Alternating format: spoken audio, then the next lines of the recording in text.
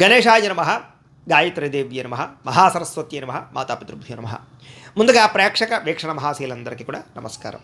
మార్చి 8వ తారీఖు 2026 నుండి 14వ తారీఖు మార్చి 2026 వరకు కూడా ఈ వారం ద్వాదశ రాశుల వారికి కూడా ఎలా ఉండబోతుందో చూద్దాం. ఇక మిథున రాశి వారి యొక్క ఫలితాలు. అయితే ఈ వారం మీ గోచార గ్రహగతులు చూసుకున్నట్లయితే కనుక పెద్ద అనుకూలంగా కనపడట్లేదు, అంతంత మాత్రమైనటువంటి గోచార ఫలితాలే కనపడుతున్నాయి.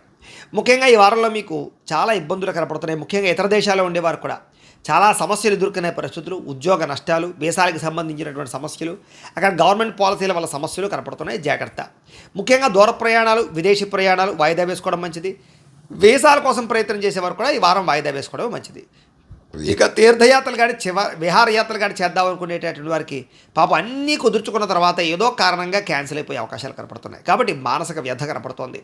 ఇష్టమైన వారితో వివాహాల కోసం కానీ, లేదా వివాహ ప్రయత్నాలు ఆలస్యం అవ్వడాలు కానీ, లేదా వివాహ సంబంధాలు చెడిపోవడాలు కానీ జరిగే అవకాశాలు కనపడుతూ ఉన్నాయి. ఇక సంతానం కోసం ప్రయత్నం చేసే వారికి ఆటంకాలు, అలాగే ఆల్రెడీ సంతానం ఉన్నటువంటి వాళ్ళకి సంతానం వల్ల ధన నష్టాలు, లేదా సంతానానికి సంబంధించినటువంటి చెడు వార్తలు వినడాలు, లేదా సంతానానికి సంబంధించినటువంటి సమస్యలు అధికం అవ్వడాలు, పిల్లల మాట వినకపోవడాలు, వాళ్ళకి సంబంధించినటువంటి కెరీర్ గ్రోత్ పరంగా ఇబ్బందులు, ఇలాంటివన్నీ కూడా ఈ రకంగా రిలేషన్గా ఇబ్బందులు కనపడుతున్నాయి. అలాగే ప్రేమికుల మధ్య కూడా అనవసరమైనటువంటి అపార్థాలు, గొడవలు, కోపతాపాలు, వ్యామోహాల ప్రభావము బాగా కనపడుతుంది. కాబట్టి చాలా జాగ్రత్తగా ఉండాలి. ఇక క్రమశిక్షణ లేకపోవడము, అనుకున్న పనులు సమయానికి చేయకపోవడము, పట్టుదల లేకపోవడము, లేదా లేజీనెస్, బద్ధకము పెరిగిపోవడము, ఇలాంటి వాటి వల్ల మీరు చాలా రకాల పనులు చేద్దామనుకున్నా సరే ఆ పనులన్నీ కూడా ఎదురుకు వెళ్ళే పరిస్థితి కనపడలేదు. ఇక రాజకీయ నాయకులకి కొన్ని రకాల ఇబ్బందులు, కోర్టు వివాదాలు, ఆర్థిక సమస్యల ప్రభావం బాగా కనపడుతుంది. జాగ్రత్త.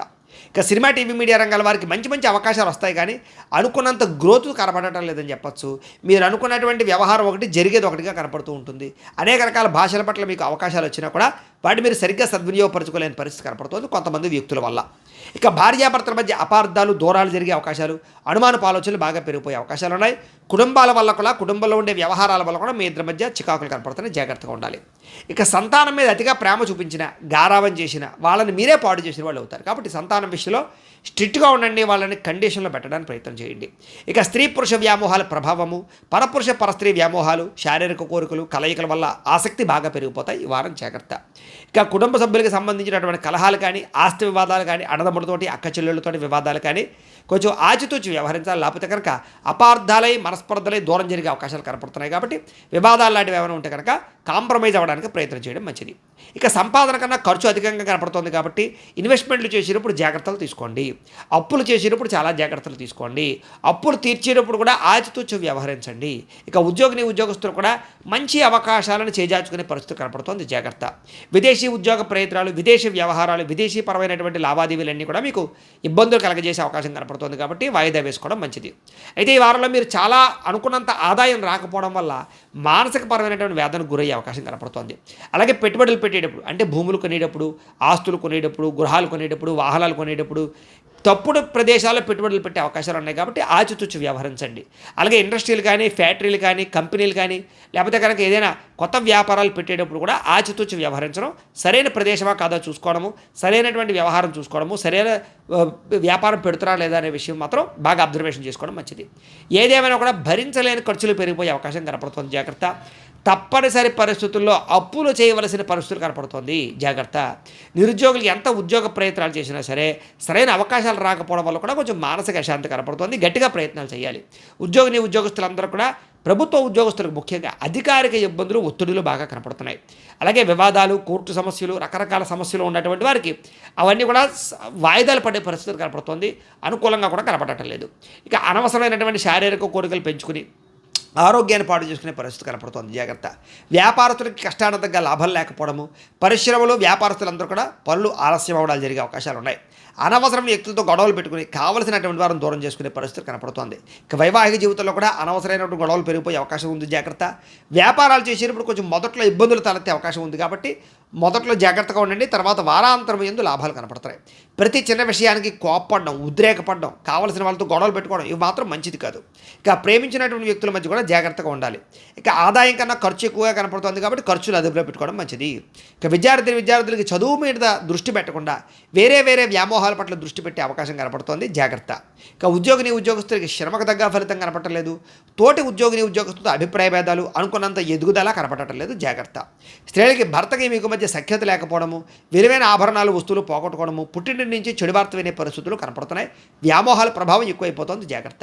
వ్యాపారస్తులకి మంచి మంచి అవకాశాలు ఉన్నా కూడా దాన్ని ఎలా సద్వినియోగపరచుకోవాలో తెలియని పరిస్థితి ఈ వారం కనపడుతోంది. అలాగే వ్యాపార పరంగా కూడా అంతంత మాత్రమే వ్యాపార లాభాలే కనపడుతున్నాయి. అనుకున్నంత డబ్బులు రొటేషన్ అయ్యే పరిస్థితి కనపడలేదు.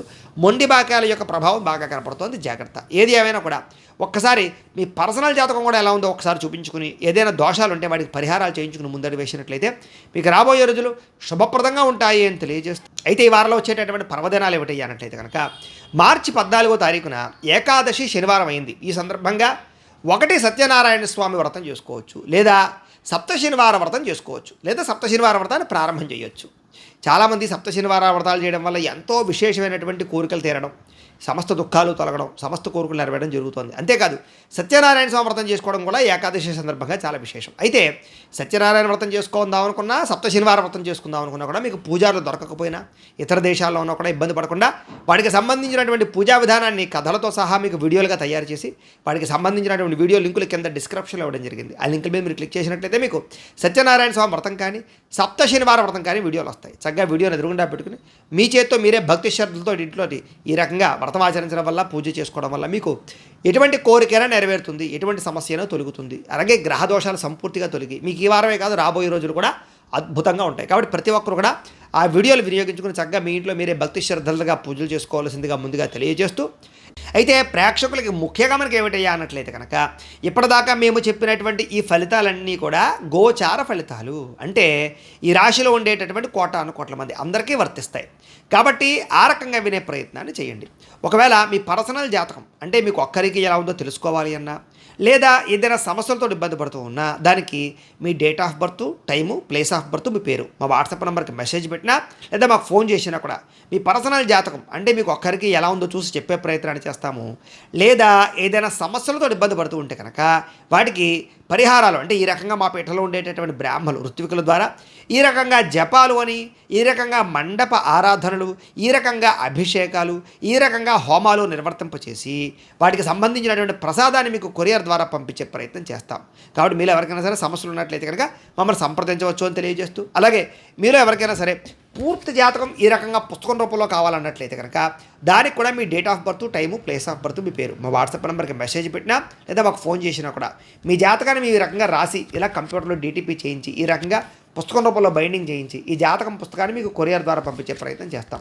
ఇందులో మీ పూర్తి జాతకం అంతా కూడా రాసి ఉంటుంది, చక్కగా చదువుకోవచ్చు. ఇది మీకు జీవితాంతం ఉపయోగపడుతుంది. కాబట్టి మీరు ఎవరికైనా సరే ఈ పూర్తి జాతకం కావాలన్నా కూడా మమ్మల్ని సంప్రదించవచ్చు. అలాగే ఇంట్లో డబ్బు నిలబడకపోవడము, ఆర్థిక ఇబ్బందులు, రుణబాధలు, వ్యాపారాలు సరిగ్గా సాగకపోవడము, ఇలాంటి సమస్యలతో ఇబ్బంది పడుతూ ఉంటే కనుక అలాంటి వాటికి ఇలాంటి ధన జన వశీకరణ యంత్రము అని ఉంటుంది.